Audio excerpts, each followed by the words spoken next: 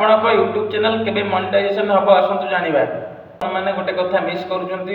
ଆପଣମାନେ ମିଷ୍ଟର ବିଷ୍ଟ କୁ ଜାଣିଥିବେ। ସେ 5 ମାସ ତଳେ ଗୋଟେ କମ୍ୟୁନିଟି ପୋଷ୍ଟ କରିଥିଲେ ଯେଉଁଥିରେ ଦେଖାଇଥିଲେ ସେ ତାଙ୍କ ୟୁଟ୍ୟୁବ୍ ଚ୍ୟାନେଲ୍ 2011ରେ ଆରମ୍ଭ କରିଥିଲେ। ତାଙ୍କର 0 ସବସ୍କ୍ରାଇବର ଥିଲା।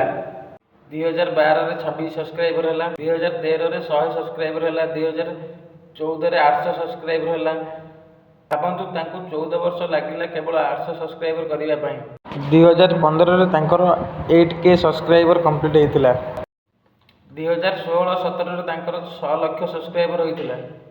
18ରେ ହେଇଥିଲା 2.5 ମିଲିୟନ, 19ରେ 13 ମିଲିୟନ ହେଇଥିଲା, 2020ରେ 29 ମିଲିୟନ ହେଇଥିଲା, 2021ରେ ହେଇଥିଲା 52 ମିଲିୟନ, 2022ରେ ହେଇଥିଲା 88 ମିଲିୟନ, 2024ରେ 230 ମିଲିୟନ ହେଇଥିଲା, 2025ରେ 440 ମିଲିୟନ ସବସ୍କ୍ରାଇବର କରିଥିଲେ।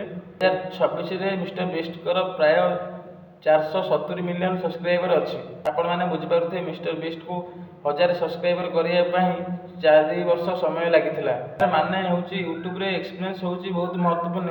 ଆପଣ ଧୀରେ ଧୀରେ ୟୁଟ୍ୟୁବ ବିଷୟରେ ସବୁକିଛି ଶିଖିବେ, ବୁଝିବେ ଏବଂ ଅନୁଭବ ମଧ୍ୟ ନିଜେ କରିବେ। ତାପରେ ଆପଣ ୟୁଟ୍ୟୁବର ଗେମ୍ ବୁଝିପାରିବେ, କେମିତି ଚ୍ୟାନେଲ ମନିଟାଇଜେସନ୍ ହେବ, କେମିତି ଚ୍ୟାନେଲ ଗ୍ରୋ କରିବ, ଆପଣ ସବୁ ବୁଝିପାରିବେ। ଦେଖିପାରୁଥିବେ ସେ କେତେ ଷ୍ଟ୍ରଗଲ୍ କରି କେତେ ବର୍ଷ ପରେ ଯାଇ 500 ମିଲିୟନରେ ପହଞ୍ଚି ପାରିଲେ। ଏହିପରି ଆପଣଙ୍କୁ ଯଦି ଠିକ୍ ଗାଇଡ଼ାନ୍ସ ମିଳିଯାଏ ଆପଣଙ୍କ ସମୟ ବ୍ୟର୍ଥ ହେବ ନାହିଁ। ଆପଣଙ୍କୁ ଯଦି ଠିକ୍ ଗାଇଡ଼ାନ୍ସ ମିଳିବ ତାହେଲେ ଆପଣ ବି ଶୀଘ୍ର ୟୁଟ୍ୟୁବରେ ସଫଳ ହୋଇପାରିବେ। ଟଙ୍କା ମଧ୍ୟ ବହୁତ ଇନକମ୍ କରିପାରିବେ। ୟୁଟ୍ୟୁବର ଟଙ୍କା କୌଣସି ପ୍ଲାଟଫର୍ମ ଦେବ ନାହିଁ। ଯେତିକି ଆପଣ ଚାକିରିରେ କମେଇବେ ନାହିଁ ସେତିକି ଆପଣ ୟୁଟ୍ୟୁବରେ କମେଇବେ।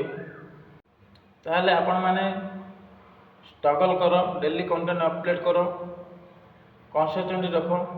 ତାହେଲେ ସାଙ୍ଗମାନେ ଆପଣମାନେ ଏଇଠୁ ଶିଖିଲେ ବିନା ଷ୍ଟ୍ରଗଲ୍ ବିନା କିଛି ବି ହୋଇପାରିବ ନାହିଁ। ଷ୍ଟ୍ରଗଲ୍ କଲେ ସବୁକିଛି ସମ୍ଭବ ହୋଇପାରିବ। ଆପଣମାନେ ଡେଲି ଭିଡ଼ିଓ ଅପଲୋଡ଼ କର, ଯେଉଁପରି ଭିଡ଼ିଓ ହେଉ କି ନାହିଁ ଡେଲି ଭିଡ଼ିଓ ଅପଲୋଡ଼ କର। ୟୁଟ୍ୟୁବକୁ ଦେଖାଇ ଦିଅ ଯେ ମୁଁ ଗୋଟେ ଭଲ ୟୁଟ୍ୟୁବ କ୍ରିଏଟର, ମୁଁ ଡେଲି ଭିଡ଼ିଓ ଅପଲୋଡ଼ କରୁଛି। ୟୁଟ୍ୟୁବ ଆପଣ ଭିଡ଼ିଓକୁ ସମସ୍ତଙ୍କ ପାଖରେ ପହଞ୍ଚାଇବ।